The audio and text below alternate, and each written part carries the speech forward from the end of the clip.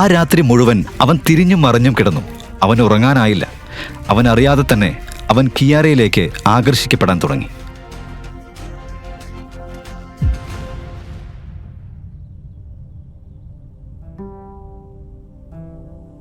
അടുത്ത ദിവസം രാവിലെ യാഷ് കണ്ണു തുറന്നപ്പോൾ കിയാര അവൻ്റെ അടുത്തായിരുന്നു.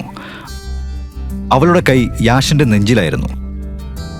വിറയ്ക്കുന്ന കൈകളാൽ യാഷ് അത് മാറ്റി. യാഷിന്റെ ജീവിതത്തിൽ ഇത്രയും അടുത്ത് ഒരു പെൺകുട്ടി വന്നത് ഇതാദ്യമായിരുന്നു.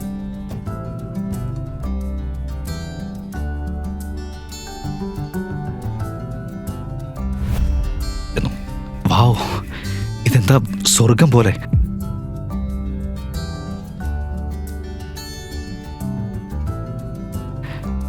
അയ്യോ ദൈവമേ, 10 മണിയായി. ഇന്നത്തെ ബിസിനസ് മുഴുവൻ പാളിപ്പോയി.